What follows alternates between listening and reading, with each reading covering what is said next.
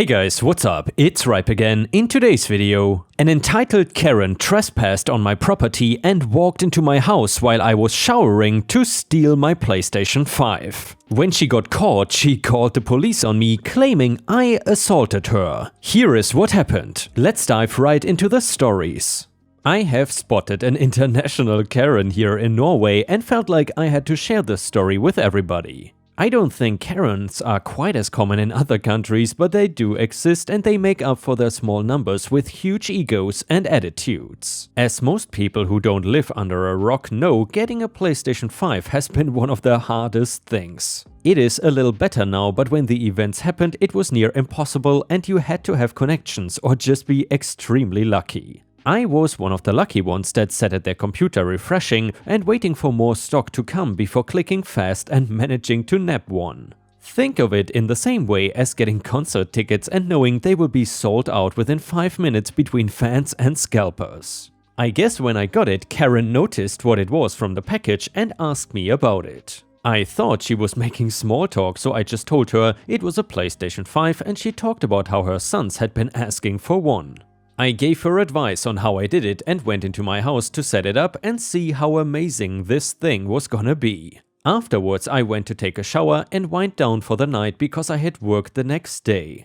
People, at least in my area or Norway, don't really lock their doors unless they leave completely. I was no exception to doing this and did not even think twice about it before I went to take my shower. I heard somebody though and hopped out of the shower to try and see what was going on. I did not even bother putting on a towel because I assumed it was some kind of emergency of somebody coming over this late and not even knocking first. What I saw was Karen trying to unhook my PlayStation 5 and I caught her red-handed. She got angry and it took me a moment to realize what she was staring at and remembered that I was still naked at this point. I was not gonna walk away to put on clothes because I knew if I walked away, she would take it. Besides, she saw everything and to me, the damage was already kind of done. And yeah guys, I mean, there's only so much to look at, right?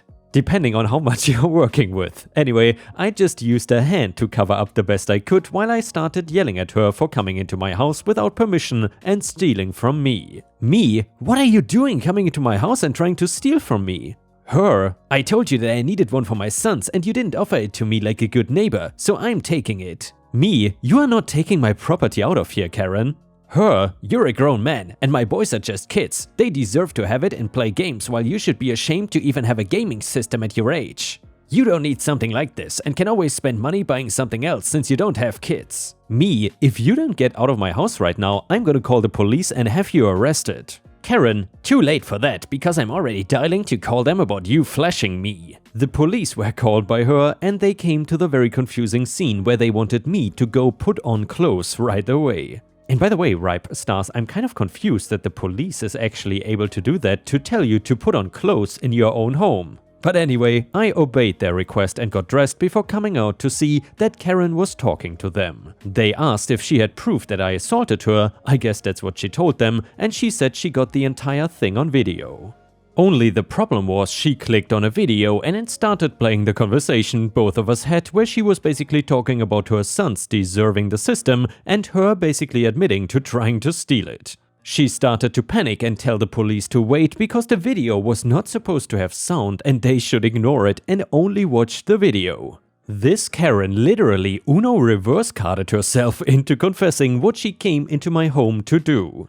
I was not gonna get in trouble anyway, since even if all they had was video, I never touched her and she was the one that came into my house while I was trying to shower. She told the police that there must be some law against grown men having things that are clearly meant for children. And yeah, Ripe Stars, I just knew that at some point in time I would get in trouble for having a Nintendo Switch. What was I thinking? I'm such a criminal. Either way, then went on a rant about me having it and spending time naked in my house meant that I was trying to lure boys there and I must have been some kind of pervert. The police were done with her crap and apparently this was not the first time that she had called the police and lied to them. She seemed beyond angry that I was not getting in trouble for being naked in my shower while she was getting a stern warning for going into somebody's house without permission. Since nothing was stolen, I was willing to not have her arrested or pressing charges or anything, and I just wanted her to get out of my house and also stay out. That was when I started locking my door because I was worried that Karen would come back and this time manage to actually steal the system. Still, with a police note of what happened, that would have been a pretty dumb move. The worst part of it was the fact that if she was a nice person and asked if her kids come around sometime and try out the system, I probably would have said yes. We are mostly friendly around here and I wouldn't have minded neighbors coming around and checking out the system for themselves as long as they were nice about it. In fact, another neighbor that a son came over a week later with some cookies for the holidays and I invited them in and let her son have a go at one of my games. I'm not saying that if you ask a neighbor to use their things they will say yes, but it's a much better idea than trying to steal from them. As far as I know, Karen has not tried pulling another stunt like that with anybody, but she kind of ruined the relaxed vibe the neighborhood had. I know that the systems are still in demand and not easy to get, so I would not be surprised if her kids still have not been able to get one. Meanwhile, I'm as happy as a grown man can be enjoying my video games because as an adult, I can do anything I want. I don't know how many other Karens live in Norway, but I hope that I don't run into another one because that was one of the worst experiences of my life. And yeah, ripe stars, I just hate it when others try to dictate you what to do with your own life. I mean, if you want to play video games at whatever age you're at, just go ahead and do it. It's nobody's business. The next one is titled, HOA Gardener Has Some Issues.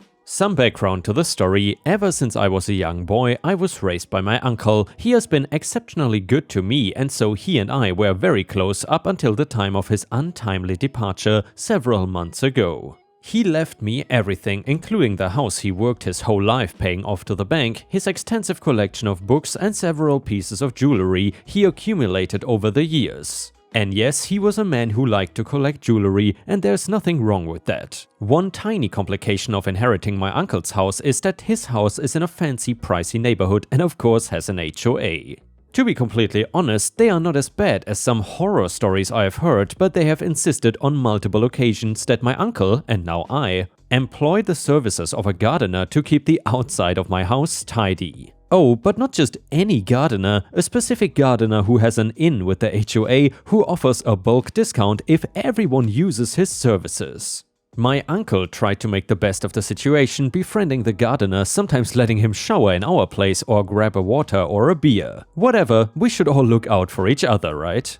But ever since I inherited the house, this guy has been pushing my limits, assuming I would be even more generous than my uncle. A few weeks ago, I ordered some special baked goods from one of these nationwide shipping services. These cookies are hard to get because they have to be refrigerated, and I waited for these cookies for weeks. Well, I go into my kitchen to grab a bite and I find my gardener inside the house covered in crumbs instead of outside the house tidying the yard.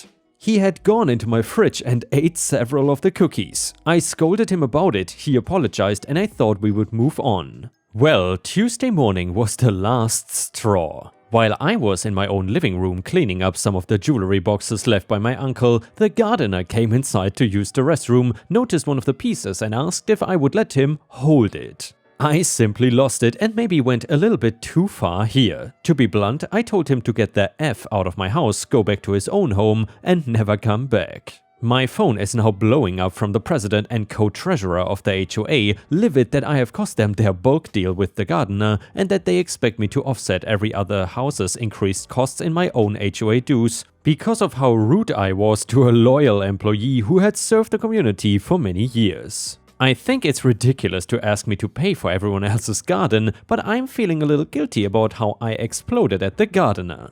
Am I the a-hole here?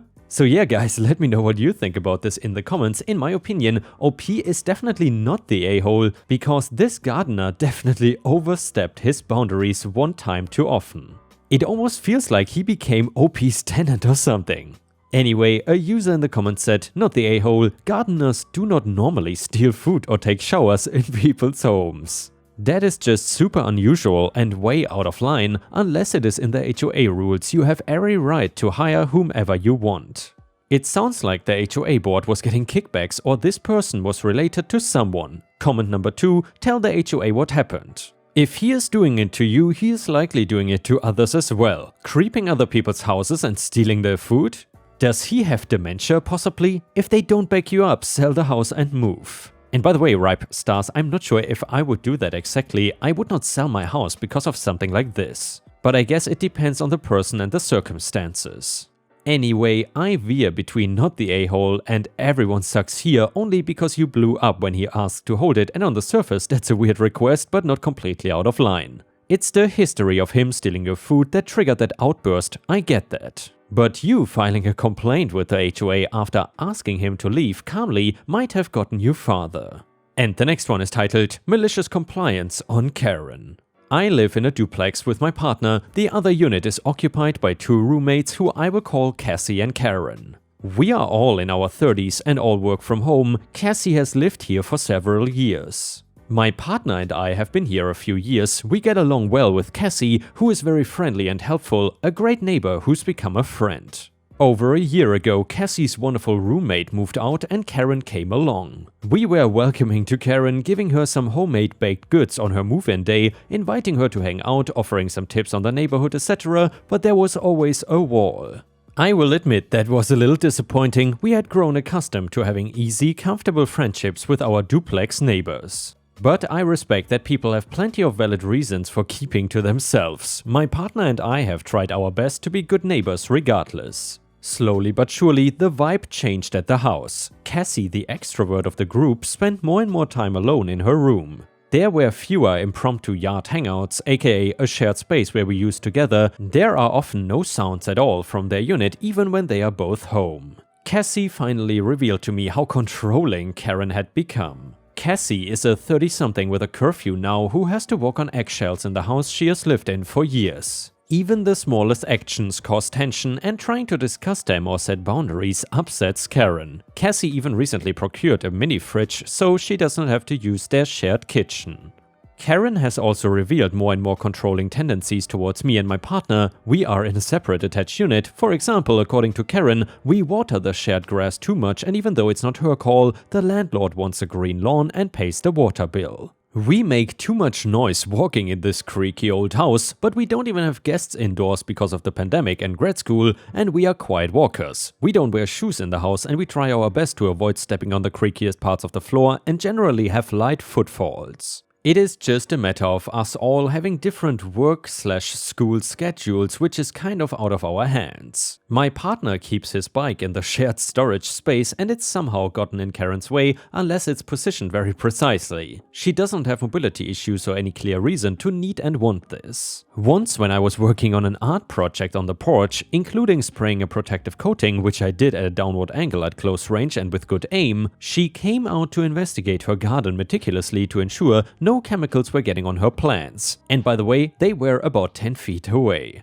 It is hard to describe, but it was very peculiar. We talked to Karen too much. She once literally asked for space when we ran into her on the street and said hello/how are you. The cherry on top is that almost everything Karen has a problem with is conveyed through passive-aggressive texts. Sometimes they are even aggressive texts. Then she will randomly be excessively cheerful without addressing the outbursts/disagreements as though to signal her regret. It is unsettling, and then one fateful day we watered Karen's garden. She had not for days and it was hot. The little plants, mostly new transplants, were drooping. We were already out watering our own garden and figured it would be neighborly to help her out. Since hers is the closest to the hose, it also felt kind of mean to pass it by. We kept doing it as the summer went on.